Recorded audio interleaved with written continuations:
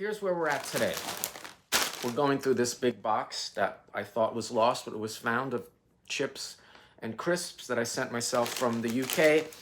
And today we're avoiding anything that has any sort of anecdotal associations, and we're just looking to eat a fucking bag of potato chips because I'm staying at home and I'm working on my computer today and I don't have any food in the house. I don't feel like going out, so my criteria today was the biggest bag in the box that matched the shirt I just happened to be wearing.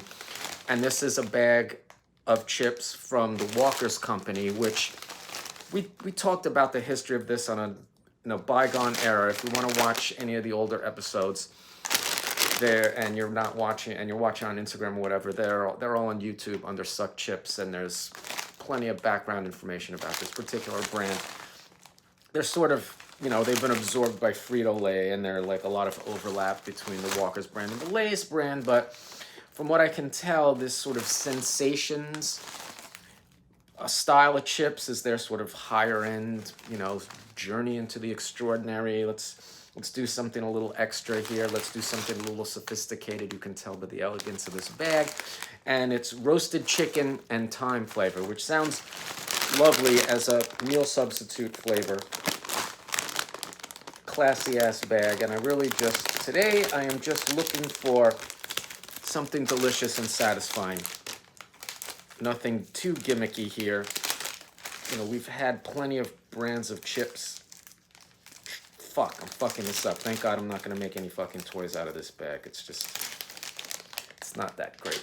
I'm really looking for something that's just going to taste great and keep me satisfied until I can go out and do some proper food shopping. Okay, roasted chicken and thyme by Walker's.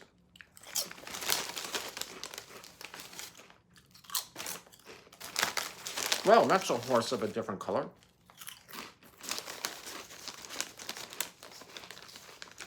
Thyme.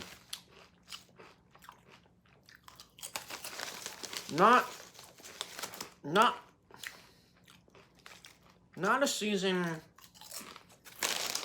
I'm overly familiar with. I don't use it in my own cooking. I can't recall. I wouldn't have been able to tell you what it tasted like, but I guess now I know because it's fucking on blast here.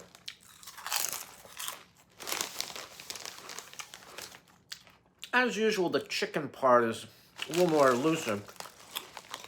What I read recently, a friend of mine actually sent me this interesting article from The Guardian about this very thing, about oddball potato chip flavors. It was a good read. It talked about a lot of the things that I was curious about. It explained the bag sizes and how they choose flavors and how they get made and why certain flavors wind up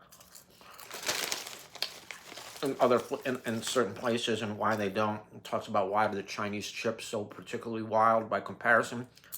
Fascinating article. Should maybe link that.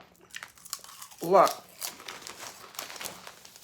what it said that was noteworthy is that potato chip companies like to keep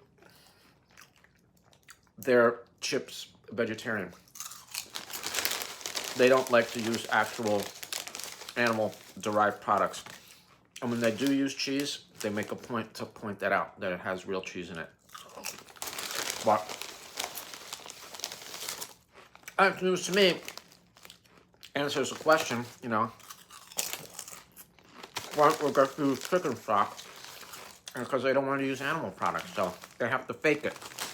And they always fail because it never tastes like meat. They put MSG in it, and that stands in for the so-called umami taste, and then they just slather it in what the other seasoning is. In this case, thyme. Now I know what thyme tastes like. These are great. I think I have a few more of these. Let me check real quick.